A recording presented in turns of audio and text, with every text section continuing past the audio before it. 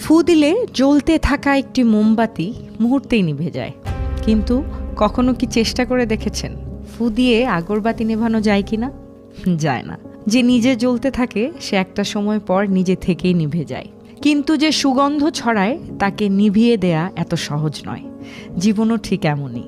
যারা আলো ছড়ায়, যারা অন্যকে পথ দেখায়, তাদের আলো কখনো নেভে না, বরং তারা নিজেদের আলোয় অন্যদের আলোকিত করে। তাই এমন একজন মানুষ হয়ে উঠুন যার কারণে কারো জীবনে নতুন আলো জ্বলে। এমন একজন মানুষ হয়ে উঠুন যার হাত ধরে কেউ আবার নতুন করে পৃথিবী দেখতে শেখে। কারো হাসির নেপথ্যের নীরব আনন্দ হয়ে উঠুন।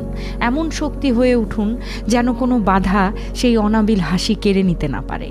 পারলে বিশ্বস্ত কাঁধ হয়ে উঠুন, যে কাঁধে মাথা রাখলে নিমিষেই কারো ক্লান্তি দূর হয়ে যায়। এরকম একজন মানুষ হয়ে উঠুন। মনে রাখবেন, বন্দুকের চেয়েও বড় হাতিয়ার আছে, আর তা হলো একজন ভালো মানুষ হয়ে ওঠা। আর এই হাতিয়ার যার হাতে থাকে, পৃথিবী তার কাছেই নিরাপদ ও সুন্দর।